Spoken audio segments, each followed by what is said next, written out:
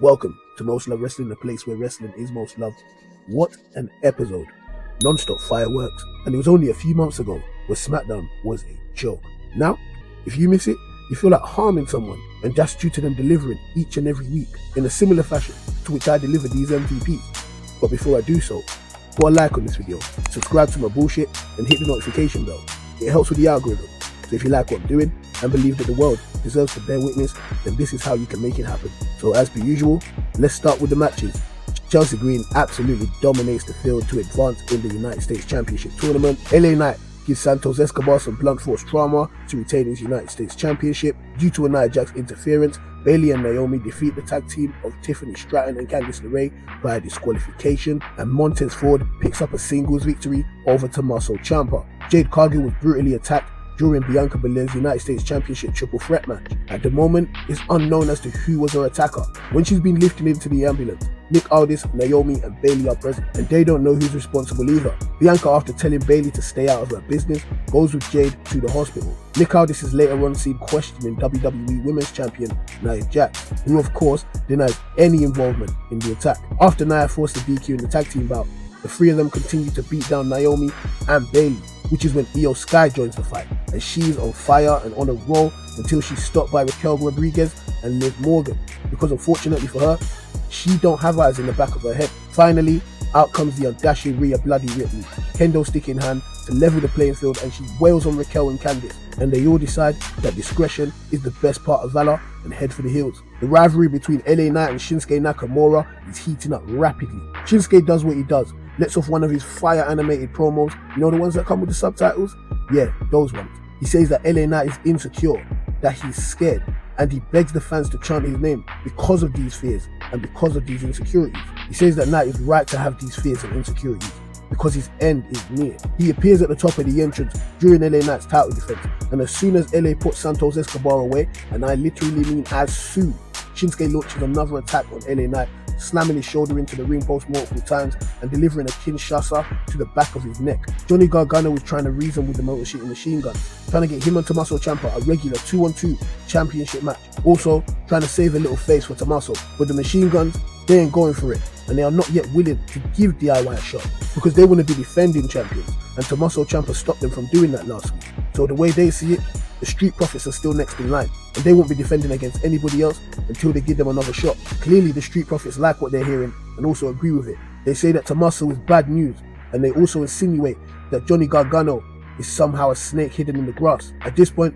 Johnny Wrestling is frustrated, understandably, but he's still able to maintain his morality. Montez Ford is assaulted by Ciampa after the match. Angelo Dawkins comes to the defense of his tag team partner, and Ciampa and Dawkins get into it. But still, Gargano is trying to play the peacemaker. Once again, he's found himself shoved to the mat by Tommaso Ciampa, and a fair question is asked of him. Whose team are you on?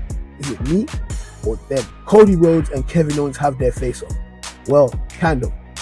Kevin Owens expresses that he's angry because Cody teamed with a man that he fought against for 4 years, a man that tried to end his career but couldn't, a man that he had to fight against side by side with and for you to finish your story.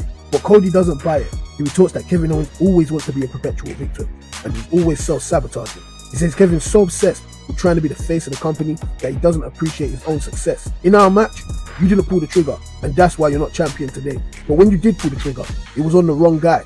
Randy Orton is a legend, and he was your friend. He didn't deserve what you did, and you crossed the line. This lesson can't be taught with a promo.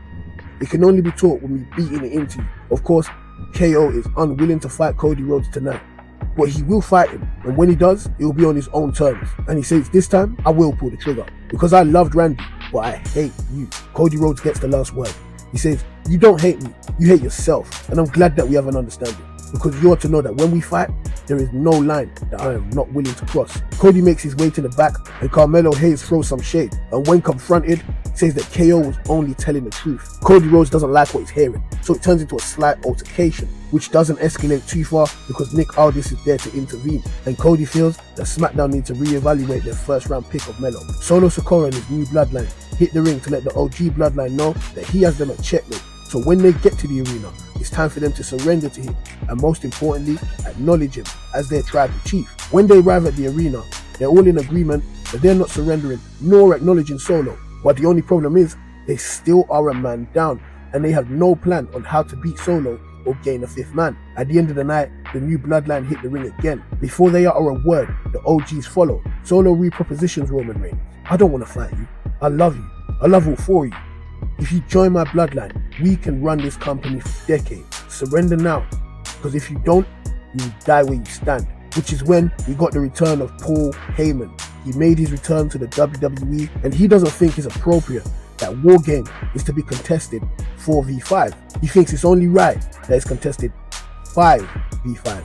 He points to the entranceway, and out comes CM Punk, cult of personality playing and everything, taping his hands ready for a fight.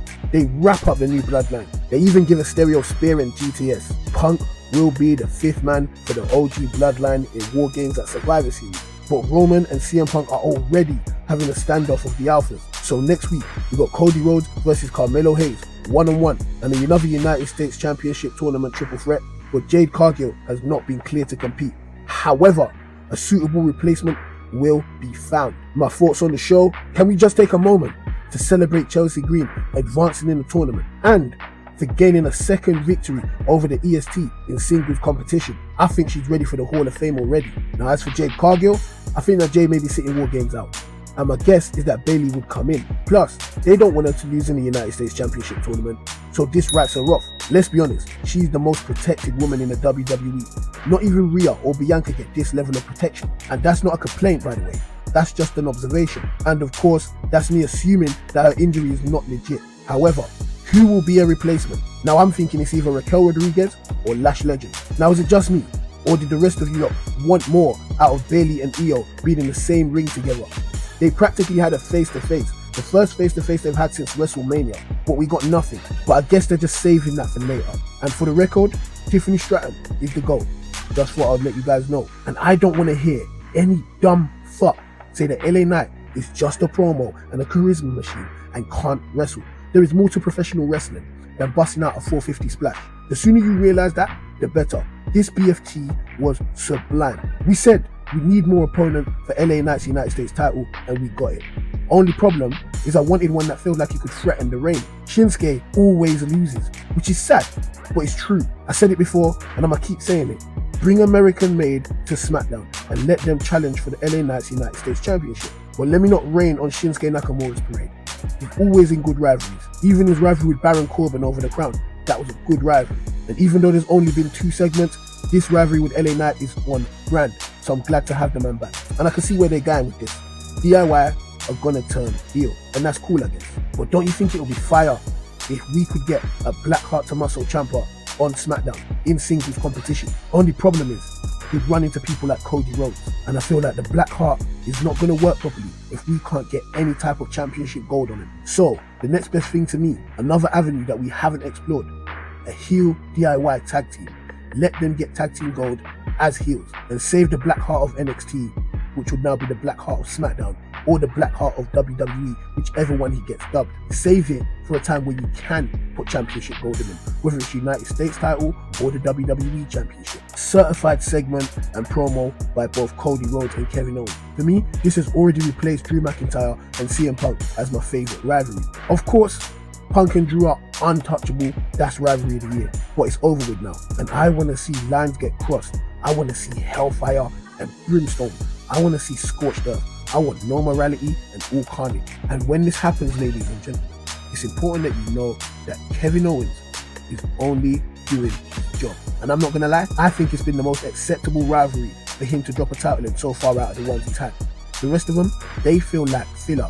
This one feels legit. Solo Sikoa was the only one that would have made sense otherwise because it had bloodline implications. But him dropping the title to AJ Styles? No. Him dropping the title to Kevin Owens in their prior match?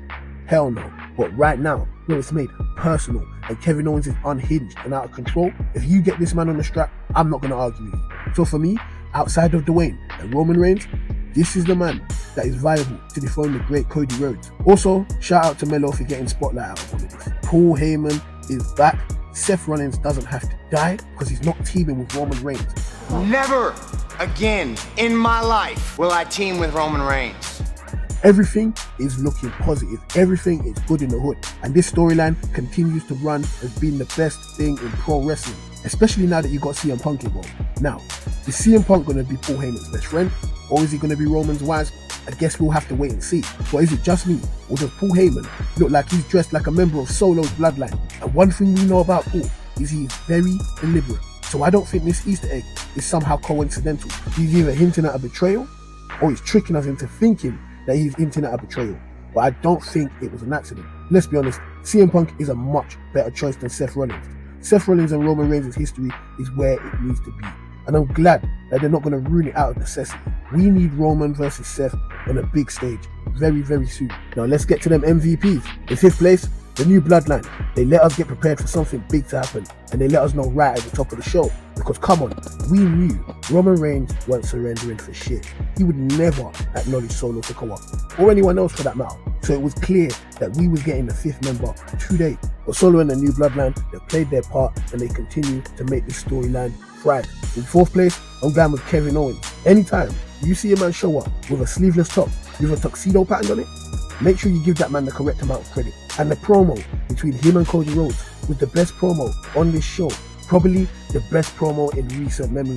And I always say, there is nothing better than a villain that you can relate to. In 3rd place, I'm going to go with Cody Rhodes.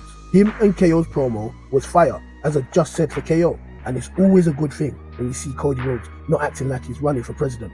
He come out, no suit, just smoke. Usually Cody would have been diplomatic with Melo, but Melo fucked around and found out, and he happened to find out that he caught Cody on the wrong day. In 2nd place, I'm going with the OG Bloodline. As per usual, the main story.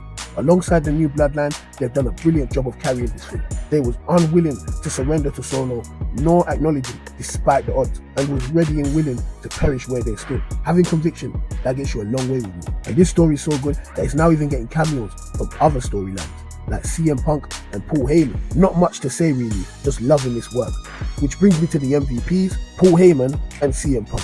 I mean, come on, who else could it have been? And I know, I'm cheating by literally putting two individuals together as co-MVPs, but they are both just as paramount to this working. If either Punk or Paul Heyman is left out of this segment, it doesn't have the same effect of CM Punk and Roman Reigns. The wise man's dress code, the idea of having Paul Heyman and CM Punk back together, the reality of having Paul Heyman return to the WWE, just absolutely cinema, as they say. So congratulations to Paul Heyman and CM Punk on being this week's MVPs. But that's all I've got for you today. Thank you for listening to my bullshit. Don't forget to leave a like, remember to subscribe, and leave your thoughts in the comment section down below.